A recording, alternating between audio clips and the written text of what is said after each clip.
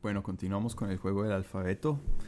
Aquí, como le queramos llamar, si el sujeto, el líder o el doble alfa, como le voy a llamar a este sujeto en varios momentos de estas grabaciones, le llamaré sujeto, digamos cuando estoy hablando de la, de la dinámica maestro y esclavo de Hegel, o le puedo decir el líder, digamos, si lo voy a llamar coloquialmente, digamos, para dar un nombre general a todos los escenarios donde podría darse lugar este juego, o le digo doble alfa cuando estoy hablando concretamente de que el líder ha sido institucionalizado, digamos, ha sido reconocido institucionalmente dentro de una organización.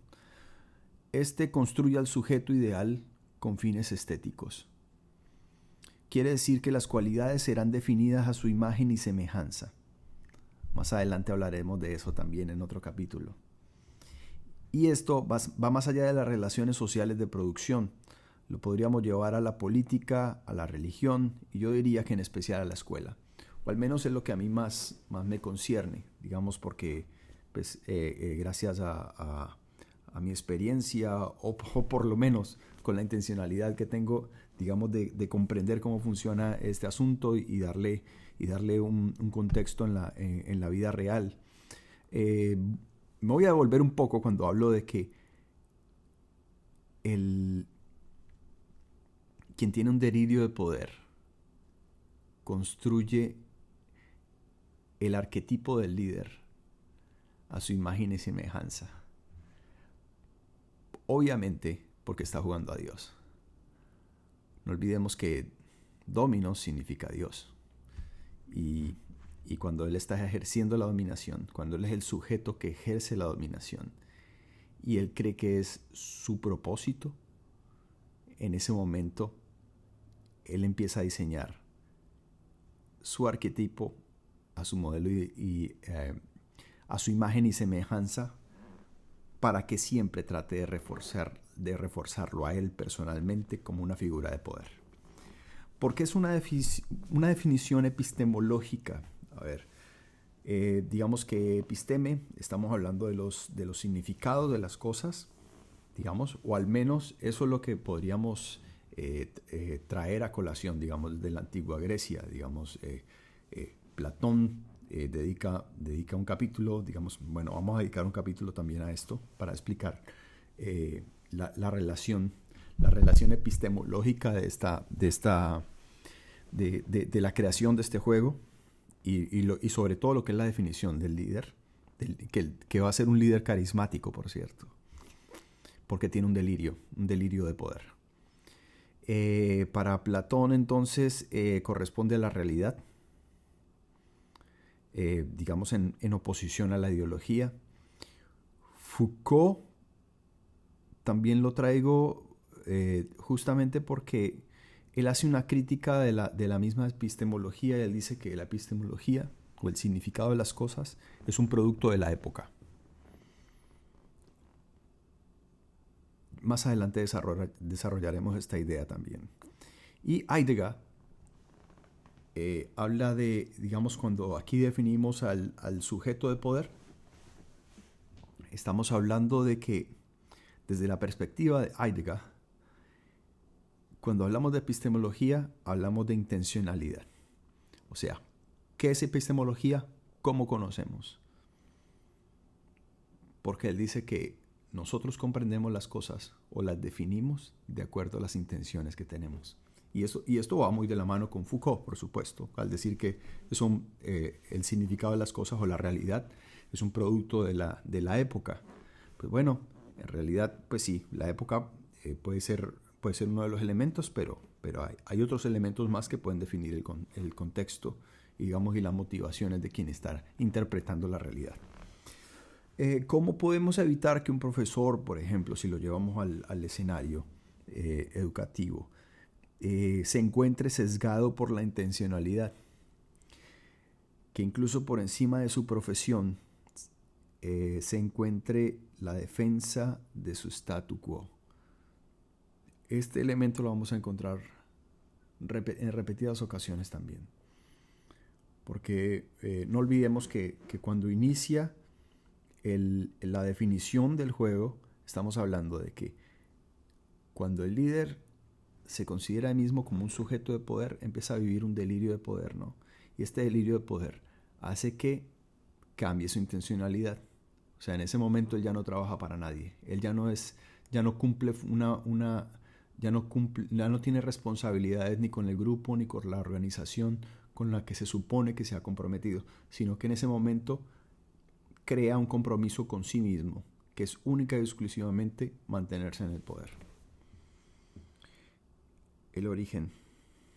Si el profesor se autoidentifica como una figura de poder, entonces su único fin será mantenerse en el poder. Y regresamos a lo mismo. Si alguien quiere mantenerse en el poder, sus valores estéticos serán definidos a su imagen y semejanza. Si el sujeto de poder está motivado por la intencionalidad, sus relaciones sociales estarán sesgadas. Habrá que dar un filtro por el cual va a interferir todas sus relaciones sociales. Y voy a hacer un adelanto, digamos, haciendo un comentario acerca de eso. ¿De qué manera se ejerce ese filtro? Bueno, en esto me ayudó el conductismo. O sea, digamos que el líder necesita condicionar todas las relaciones sociales, así que él va a responder con premios y castigos, ¿cierto? Con recompensas y castigos a todas las relaciones sociales que se acerquen a él, porque de todas maneras, él va a necesitar que para que este juego sea efectivo, es necesario que a las acciones no se les pueda dar una palabra. O sea, si no se puede dar un nombre a esta actividad o a este grupo de acciones, va a ser más difícil crear una resistencia frente a las acciones del líder. Así que él simplemente va a empezar a condicionar las situaciones a través de premios y castigos. Inevitablemente su identidad como educador será introducida en una cámara de eco. Estará atrapado en un personaje, un carácter difícil de romper, mientras se encuentre en el salón de clase. Es posible que en su vida cotidiana este profesor sea un ciudadano modelo, una gran persona, pero en el plantel educativo, si esta persona vive en un delirio de poder, se comportará como un sociópata. Será cínico, será implacable, vivirá sin empatía, será carente de empatía y podrá ser incluso violento. Estará tan atrapado en su propio invento que será inevitable convertirse en un personaje, en un instrumento que tendrá como herramientas, que siempre tendrá a la mano la discriminación y la cooptación.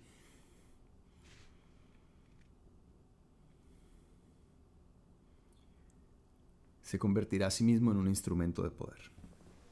Esto también lo vamos a desarrollar más adelante. Si este sujeto entonces tiene la libertad de definir las cualidades del objeto, entonces deben ser las cualidades que lo describen. Es así como el sujeto se mantiene en el poder e instrumentaliza la dinámica de discriminación. Esta dinámica es a su vez, primero, el objetivo del juego de rol. Y en segundo lugar, establece o crea una provocación sistemática de conflictos, de los cuales se supone siempre tiene que salir favorecido, y cada vez que surja un conflicto, esto va a reforzar su imagen de poder.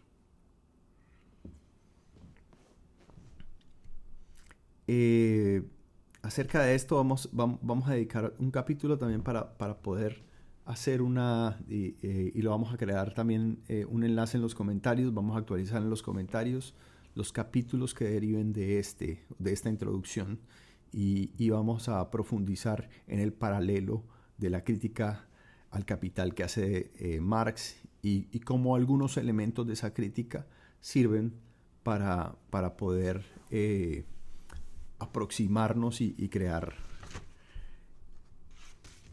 una crítica que permita diseñar este juego. Tener el poder significa estar en el punto más alto de un sistema donde los recursos son escasos. Por ende, si se mantiene la escasez, se estimula la competencia. El canibalismo. Entonces, a través de premios y castigos, este doble alfa reafirma su propia imagen. Se autoproclama como un prototipo de poder o como el prototipo del poder. Las cualidades del objeto entonces son su apariencia, su origen, su idioma, las oportunidades y recursos que el sujeto, que él mismo se otorga, las oportunidades y recursos que el sujeto otorga a los objetos. O sea, que el sujeto, que el líder le otorga a sus seguidores. Oportunidades y recursos. Esto, digamos, proviene del lenguaje empresarial, digamos, donde siempre se tienen unas normas de presentación. Entonces, esto sería este líder con delirio de poder le da la vuelta y lo redefine, digamos, y dice, bueno, las normas de presentación se tienen que parecer a mí. La experiencia o preparación, digamos, o el background educativo de una persona, la manera en que se puede valorar dentro de una empresa. Entonces el jefe toma la decisión de decir qué vale y qué no.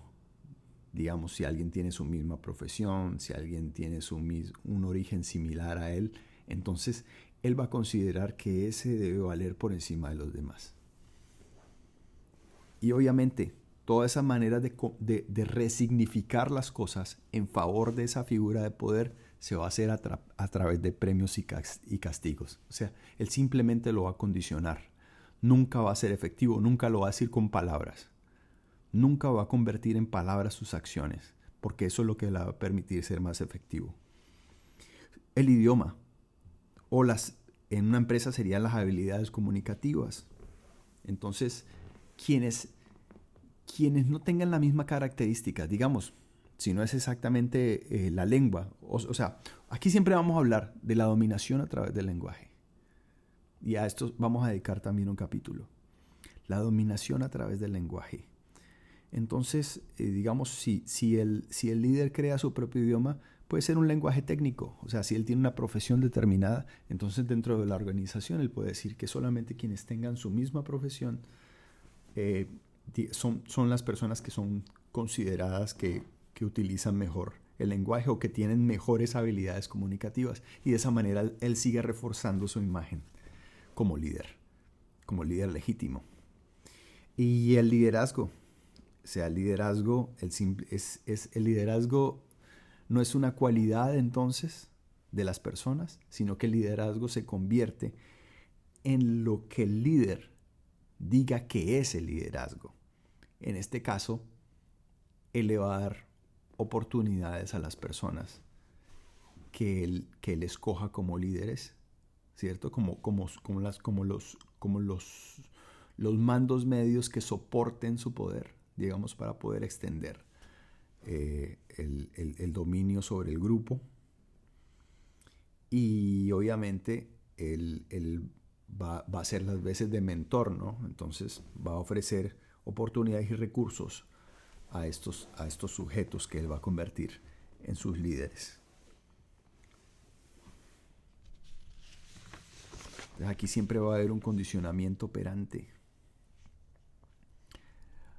A ver, con base en las cualidades del objeto, el sujeto reconoce lo que le es útil.